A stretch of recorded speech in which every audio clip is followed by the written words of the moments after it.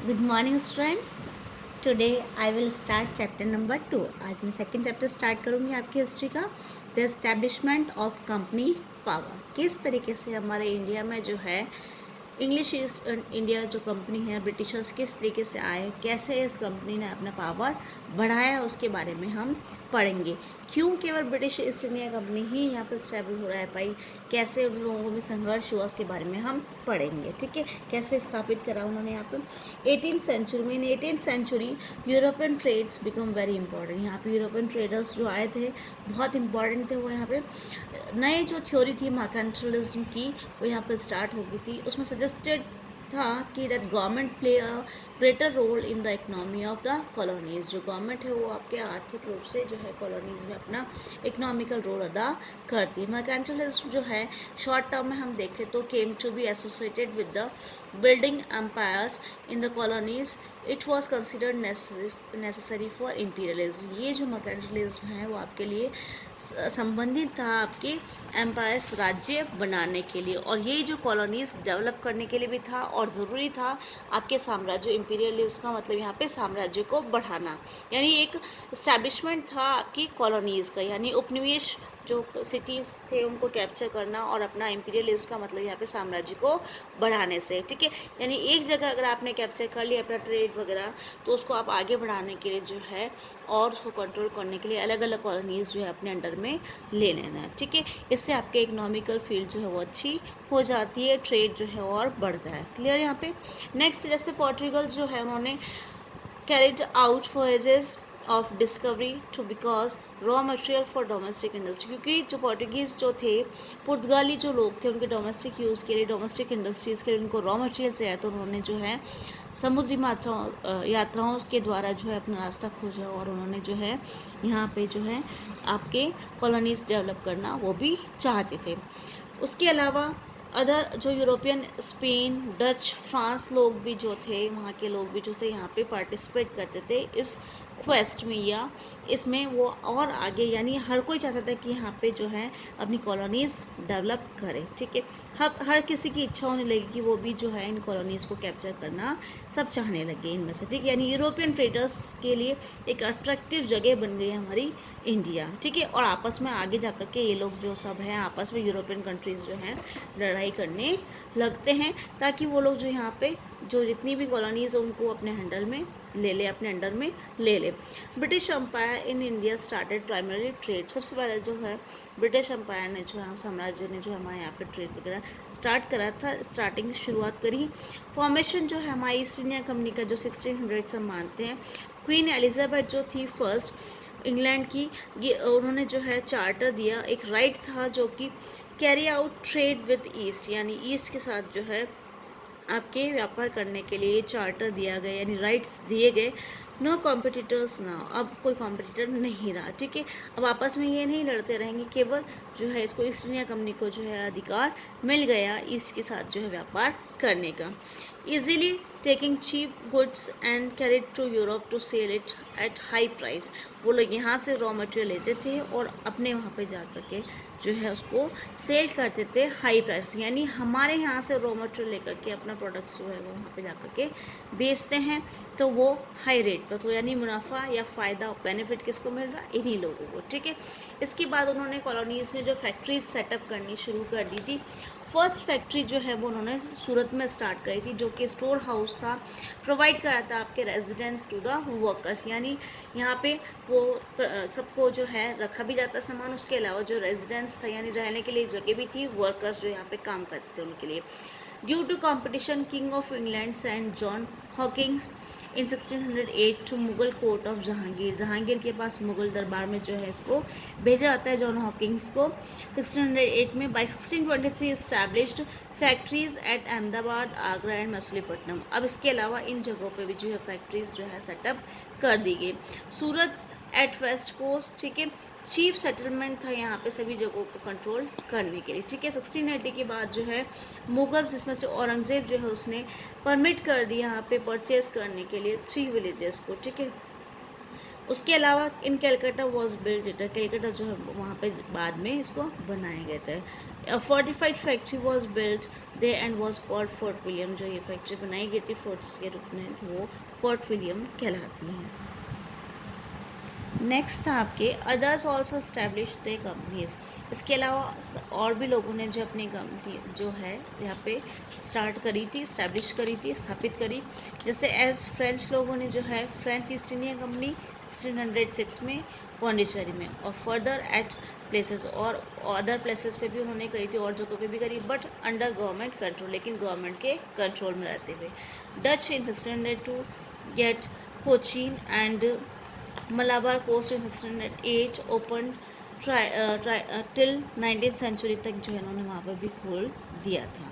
Now rivalry between Europeans, अब इनमें प्रतिस्पर्धा शुरू होने लगे इन यूरोपियंस में, ठीक है, फ्रेंच डच सब लोगों में जो है, ताकि वो जो है यहाँ पे कैप्चर कर ले इन कॉलोनीज़ को। सोल्जर्स वगैरह भी प्रोवाइड करते थे, लोकल पीपल जो यहाँ के थे उनको कंसेशंस भी मिलती थी इंडियन रूलर्स के थ्रू, ठीक है। यानी ये जो है यूरोपियन कंपनीज जो है इनको सोल्जर्स भी प्रोवाइड कराती थी, ताकि वो बाहरी आक्रमण से उनकी रक्षा कर सके, ठीक है।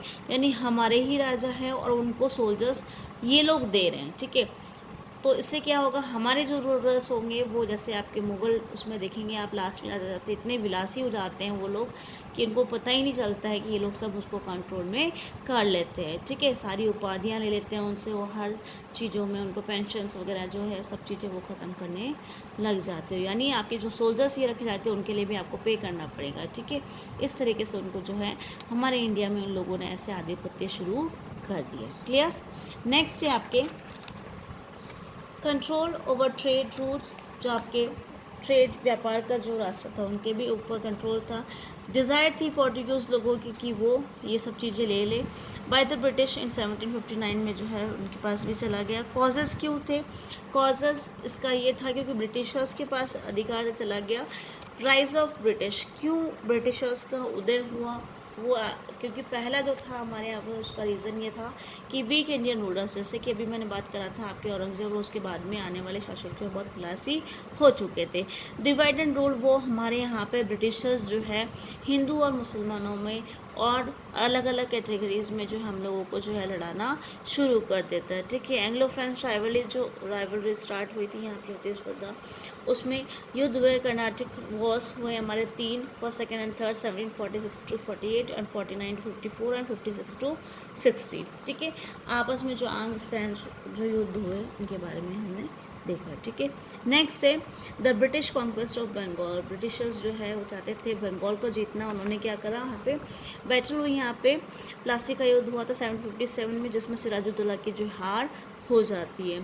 उसको हारने के लिए जो है after the victory Mir Jafar will be the next nawab of Bengal. Mir Jafar को जो है यहाँ से सिराजुद्दौला को हरा करके यहाँ पे जो यहाँ का नवाब बना दिया जाता है बंगाल का, जो कि यहाँ पे कमांडर इन चीफ होता है पहले मीर जफ़र, उसको जो है नवाब बना दिया जाता है बंगाल का। यानी हमारे ही राजाओं को आपस में लड़ाना इन्होंने शुरू कर दिया, ठीक है।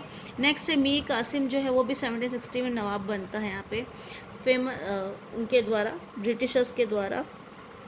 और बैटल जो है बैटल ऑफ बक्सर होती है हमारे 1764 में, जो मुगल्स और ब्रिटिशर्स के बीच में, और एंड विद इलाहाबाद ट्रीटी के साथ, इलाहाबाद की जो संधि होती है 1765 में, उसके बाद ये ख़त्म हो जाता है। ग्रोथ ऑफ ब्रिटिश रूल, कैसे वो लोग आगे बड़े ब्रिटिशर 1765 से लेकर के 1857 तक। टीपू सुल्तान जो उन्होंने जो है नहीं मानी इनकी बात और वो अंत तक लड़ते रहे, अंत में जो है इन्होंने इनको कंट्रोल कर लिया।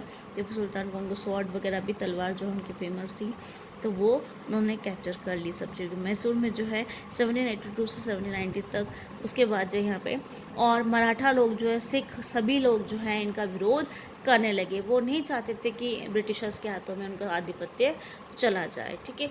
इस तरीके से जो हमारे यहाँ के जो रूलर्स उन्होंने इनका विरोध करना शुरू करा। इनको अपने अंडर में लेने के लिए गवर्नमेंट और जो है उनको रिप्रेस करना चाहने लगी, ठीक है। उसके लिए उन्होंने क्या करा, रॉबर्ट क्लाइव जो गवर्नर थे बंगाल के, वो एक नया सिस्टम लेकर के आते हैं ड्यूअल गवर्नमेंट का, जो कि टिल 1772 लॉर्ड हेस्टिंग्स जो गवर्नर जो है बाद में बनते हैं गवर्नर जनरल बन जाते हैं, ठीक है। अब जो है नवाब एक्सरसाइज पावर एज, अब जो है नवाब जो होंगे उनको पावर कैसे होगी, as viceroy of Mughal emperor के रूप में उनको ली जाएगा, ठीक है। रेगुलेटिंग एक्ट जो है वहाँ पे पास किया गया था। उसके बाद जो है डायरेक्ट जो है उन्होंने कैसे कॉन्क्वेस्ट यानी डायरेक्ट उन्होंने लड़ाई करके जो अपने साम्राज्य में बढ़ाना शुरू कर, लड़ाई करके बढ़ाना शुरू करा जीतने के बाद। उसके बाद दूसरा था कि एनेक्सेशन यानी अपने राज्यों को और आगे बढ़ाना, अपना हड़प लेना, उनके अंडर में ले लेना यानी मिला लेना, ठीक है, आधिपत्य कर लेना। यहाँ पे सब्सिडियरी अलायंस उसमें से एक था जिसमें लॉर्ड वेलेस्ली जो है चाहते थे कि वो सुप्रीमेसी चाहिए उनको, to gain supremacy over the whole India, यानी ब्रिटिशर्स की सुप्रीमेसी हो पूरे ऑल ओवर इंडिया में, ठीक है। Secure resources for company send other foreigners out, यानी केवल कंपनी के पास ही जो है वो रिसोर्सेज हो सब इस सारी तरीके से, और दूसरे जो फॉरेनर्स जैसे डच, पोर्टुगीज़, ये फ्रेंच लोग जो हैं, यूरोपियन कंपनीज, उन सबको बाहर निकाल दिया जाए, ठीक है। एनेक्सेशन के लिए उन्होंने क्या करा, राज्य को अपने अंदर में और लेने के लिए सिक्योरिटी जो है from any attack local of foreign powers, जो अभी मैंने बात करी थी, सोल्जर्स रखते थे, यानी ये लोग जो हैं ब्रिटिशर्स हमको सिक्योरिटी दे रहे थे हमारे राजाओं को कि अगर कोई लोकल या बाहरी आक्रमण आपके ऊपर होता है तो हमारी जो सेना आपके पास है वो आपको हेल्पफुल होगी, ठीक है।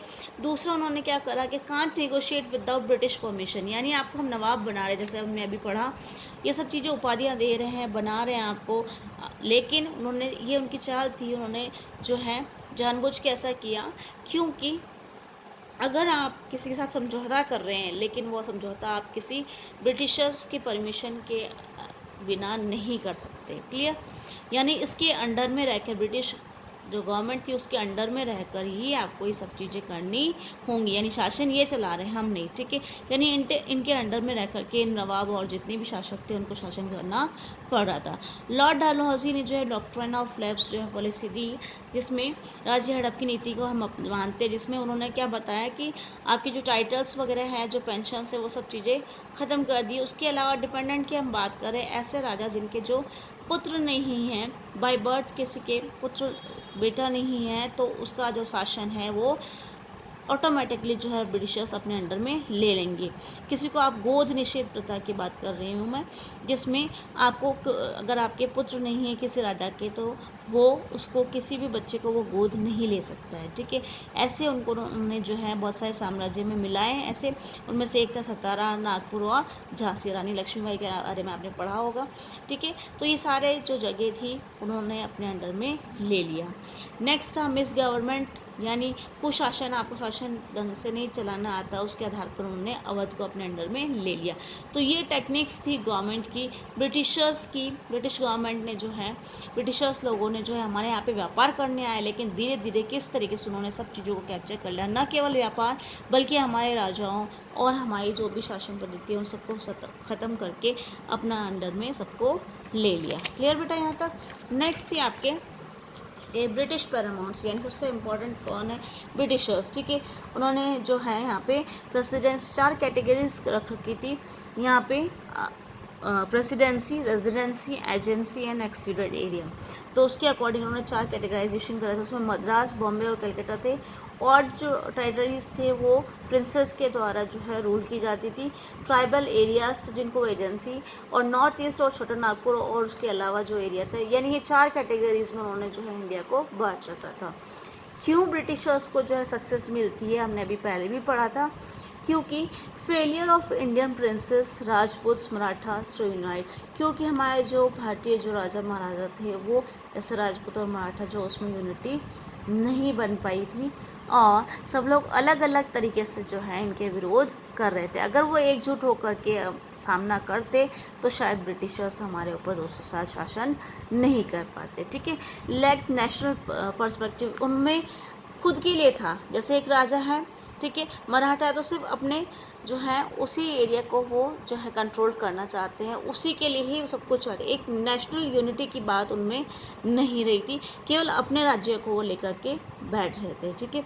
ब्रिटिश आर्मीज वो सुपीरियर, उन्होंने ये भी बताया कि क्योंकि ब्रिटिशर्स जो हैं हमारे अभी हमने पढ़ा था उससे पहले कि जैसे हमारे औरंगजेब के बाद जितने भी शासक थे या और भी शासन में हमारे जो शासक हुए हैं वो धीरे धीरे विलासी होते गए, उन्होंने लड़ाई करना बंद कर दिया, तो उसके बाद वो ऐशो आराम में जो है अपनी ज़िंदगी व्यतीत करने लग गए थे, बिताने लगा टाइम। तो और उसके अलावा जो ब्रिटिशर्स की आर्मीज़ थी वो बहुत आगे थी, क्यों थी, ठीक है, उनके पास बहुत यंत्र थे, लेकिन हमारे जो थे पुराने तरीके से ही थे, ठीक है। और डिवाइड एंड रूल पॉलिसी तो उन्होंने पहले ही अपना रखी थी, हम लोगों को जो है उन्होंने आपस में ही लड़ा करके जो है रूल करना, ऐसी पॉलिसी जो है ब्रिटिशर्स ने अपनाई। तो ये था कि आपके किस तरीके से जो है गवर्नमेंट हमारे यहाँ पे व्यापार करने आई, लेकिन धीरे धीरे उन्होंने क्या करना शुरू कर दिया, हमारे ऊपर ही शासन शुरू कर दिया। तो ये आपका चैप्टर यहाँ पे कंप्लीट हो जाता है।